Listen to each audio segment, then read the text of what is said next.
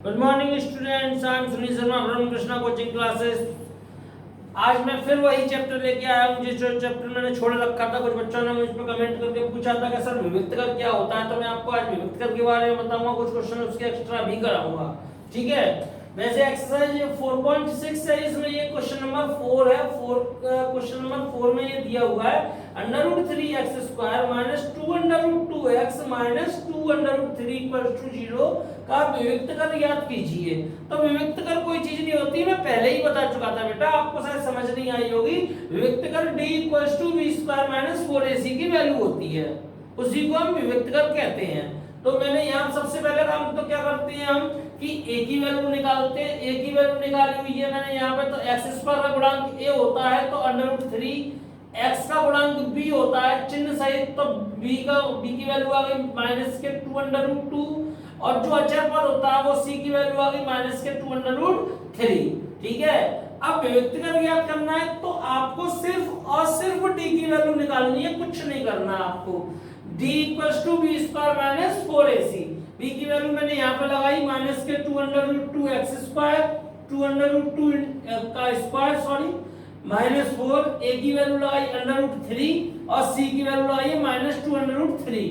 अब देखिए जब इसका स्क्वायर करेंगे तो कैसे करेंगे, माइनस का स्क्वायर सब जानते हैं प्लस होता है। अब इसका स्क्वायर जो होता है वो कैसे होता है, बाहर वाले नंबर का स्क्वायर अलग करते हैं और अंदर वाले नंबर पे तो अंडर हट जाता है बस, और बाद में दोनों का मल्टीप्लाई कर दिया जाता है। तो 2 का स्क्वायर 4 हो गया। अब चूंकि ये √2 है तो इसका स्क्वायर 2 होगा।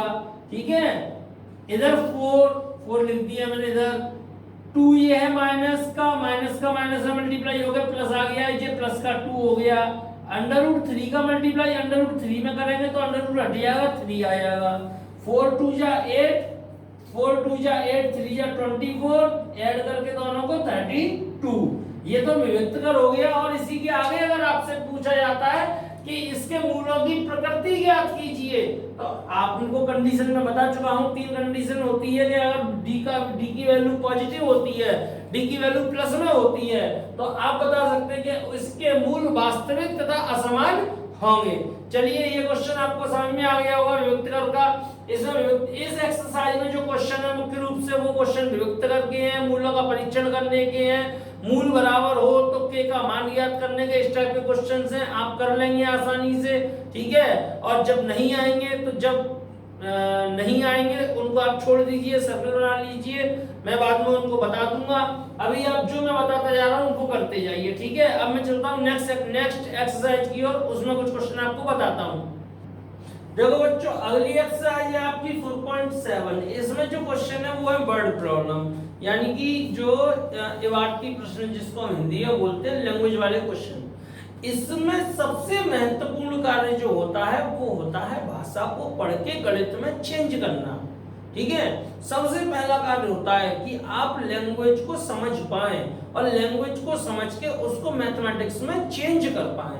अगर आप ये कर पा रहे हैं तो आप इसके सारे क्वेश्चन कर लेंगे, और आप यदि ये नहीं कर पा रहे हैं तो आप इसका एक भी क्वेश्चन नहीं कर सकते हैं। मैं आपको एक क्वेश्चन यहाँ समझाने की कोशिश कर रहा हूँ, उसके बाद एक दो क्वेश्चन और समझाऊंगा। देखिए, एक धनात्मक, क्वेश्चन नंबर 6 है, एक धनात्मक पूर्णांक का वर्ग उस पूर्णांक के 9 गुने से 22 अधिक है तो पूर्णांक ज्ञात कीजिए। अब क्या पूर्णांक आपको दिया है? नहीं, तो पूर्णांक जब दिया नहीं है तो क्या करते हैं, इसमें माना पूर्णांक बराबर x। ठीक है, x पूर्णांक मान लिया। जब आपने x पूर्णांक मान लिया, अब आप कंडीशन को पढ़िए कि वो कह क्या रहा है। जो क्वेश्चन में कहा जाता है सिर्फ आपको वही करना है, उसके एक्स्ट्रा कुछ भी चीज नहीं करनी है, अपना दिमाग नहीं चलाना है, बिल्कुल भी दिमाग नहीं चलाना है। जो क्वेश्चन में कहा जाए आप सिर्फ वही करिए। देखिए पढ़िए, एक धन पूर्णांक ये रहा x, ठीक है, का वर्ग, अब यहां लिख दिया प्रश्नानुसार, क्योंकि अब हम क्वेश्चन के अकॉर्डिंग तो चल रहे हैं। इसका वर्ग हो गया उस पूर्णांक के, यानी कि उसी के 9 गुने से 22 अधिक है, मतलब इसके 9 गुने से 22 अधिक है। समझ गए होंगे आप मेरी बात को कि पूर्णांक का वर्ग उसी पूर्णांक के 9 गुने से 22 अधिक है। मतलब इस पूर्णांक का वर्ग की जो वैल्यू है वो वैल्यू उतनी है कि जब इसमें हम 9 का गुणा करें और 22 जोड़ें तब उसके बराबर होगा। इसीलिए ये इक्वेशन बन के आ गई है आपके सामने। अब इसको स्टैंडर्ड फॉर्म में लिख लीजिए आप ट्रांसफर करके। अब 22 के ऐसे फैक्टर मैंने बताया था आपको, आप धराचार विधि से भी कर सकते हैं और फैक्टर से भी कर सकते हैं। x की वैल्यू निकालनी है आपको। यहाँ पे 22 के ऐसे फैक्टर माइनस करके 9 आ जाए, 11 2 या 22, 11 माइनस 2 इज इक्वल्स टू 9। तो x स्क्वायर माइनस इस 9 को ले लेंगे 11 minus 2 into x minus 22 equals to 0। x square minus 11x plus minus की वजह से साइन चेंज हो जाएंगे 2x minus 22 is equals to 0। x common लीजिए, x माइनस 11 प्लस के 2 कॉमन लीजिए, x minus 11 equals to 0। x minus 11 और x plus 2 equals to 0। अब x माइनस 11 को 0 के इक्वल लेंगे तो x इक्वल्स टू 11 आ जाएगा और x प्लस 2 को इक्वल्स टू 0 के लेंगे तो x इक्वल्स टू माइनस के 2 आ जाएगा। अब देखिए दोनों आंसर है पर दोनों आंसरों में भिन्नता है, एक में प्लस चिन्ह और एक में माइनस चिन्ह है। अब जाइए दोबारा क्वेश्चन पे। क्वेश्चन क्या कह रहा था? धन पूर्णांक, यानी कि हमें माइनस वाला लेना ही नहीं है, तो आंसर क्या होगा? x equals to 11। ठीक है, ये क्वेश्चन आपका कंप्लीट होता है। यहाँ पर देखिए बच्चों, ये क्वेश्चन है, एक 9 वाला क्वेश्चन है। एक समकोण त्रिभुज की ऊंचाई इसके आधार से 7 कम है। आधार, आपको कुछ शायद समझ में आया, कुछ बच्चों को हंसी भी आई होगी मेरी ये बात सुन के कि सर आधार बोल रहे हैं। फिर मैं फिर दोबारा से क्वेश्चन पढ़ रहा हूँ। एक समकोण त्रिभुज की ऊंचाई इसके आधार से 7 कम है। ठीक है, तो हम इतनी नाम को ही देखते हैं, आधार से 7 कम है ना, तो जिसके संग से का यूज होता है उसी को माना जाता है। तो मैं यहाँ क्या करने वाला हूं, माना आधार की लंबाई बराबर x, जैसा कि मैंने आपको चित्र बना के भी दिखाया है। ठीक है, तो ऊंचाई कितनी हो जाएगी इसकी? कह रहा है 7 कम है ऊंचाई आधार से। अब आधार x है तो ऊंचाई कितनी होगी?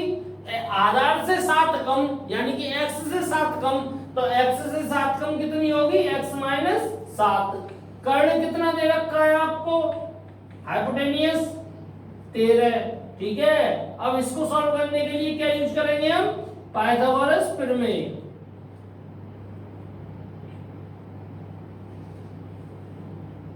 पाइथागोरस प्रमेय से,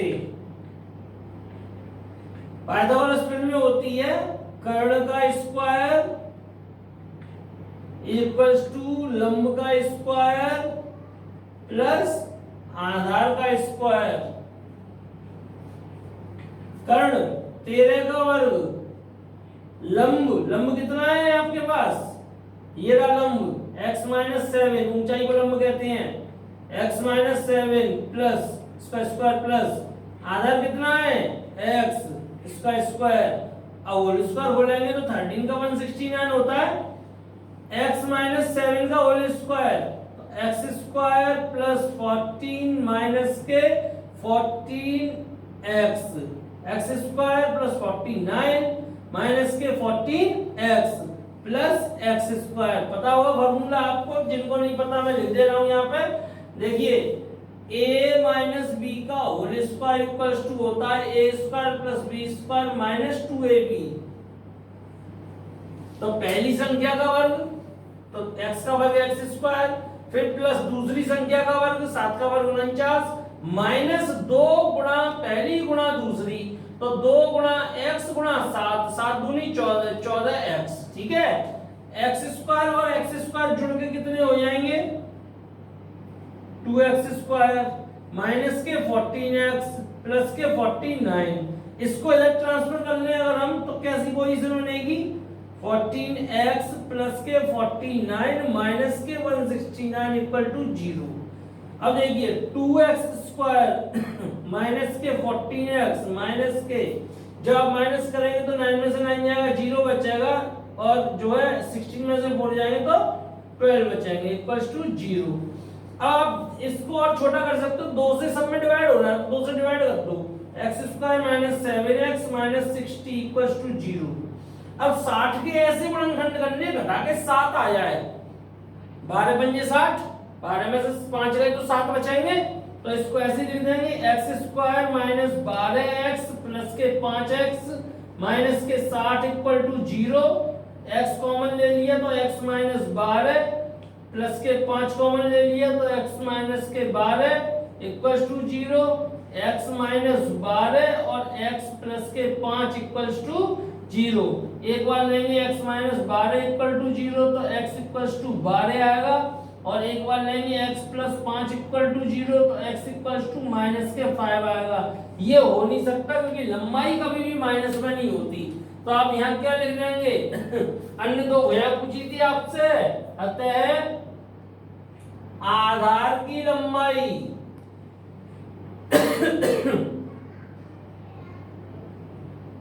आधार की लंबाई कितनी आ गई आपकी 12, x की जो वैल्यू है वो, और ऊंचाई कितनी आ गई 12 माइनस 7 बराबर 5। ठीक है, तो जी आप ऐसे क्वेश्चंस को पढ़िए, पढ़ के करिए, करने की कोशिश करिए, प्रैक्टिस करिए। जितना ज्ञान अध्ययन आप लैंग्वेज के ऊपर करेंगे उतना अच्छा आपको समझ में आएगा। मेरे YouTube चैनल जिन बच्चों ने सब्सक्राइब अब तक नहीं करा है वो मेरे YouTube चैनल को प्लीज सब्सक्राइब कर लीजिए, क्योंकि मैं कभी कभी उसमें ऐसे वीडियो भी अपलोड करता हूं जो कंपटीशन लेवल के होते हैं, कंपटीशन लेवल के वीडियो होते हैं जो आपके आगे चल के बहुत ज्यादा काम आने वाले हैं। मैं एक वीडियो ऐसा भी अपलोड करने जा रहा हूं जिसमें आप किसी भी परफेक्ट स्क्वायर रूट का स्क्वायर, एक जो है स्क्वायर रूट करते हैं तो स्क्वायर रूट करने में बहुत सारे बच्चों को दिक्कत आती है, मैं वो दिक्कत ही खत्म कर दूंगा। आप 10 सेकंड घड़ी से मिलाकर 10 सेकंड में बड़ी से बड़ी संख्या का स्क्वायर रूट आप इजी वे में बता पाएंगे। ठीक है, तो इसलिए चैनल को सब्सक्राइब कर लीजिए ताकि मेरे नए नए जो वीडियो बनाऊंगा मैं अपलोड करूंगा उन वीडियो के नोटिफिकेशन आपको टाइम टू टाइम मिलते रहे। इस चैप्टर में मैं आपको फिलहाल इतना ही करा रहा हूं, नेक्स्ट चैप्टर के लिए, नेक्स्ट वीडियो के लिए, तब तक के लिए thank you, good bye, take care, God bless you.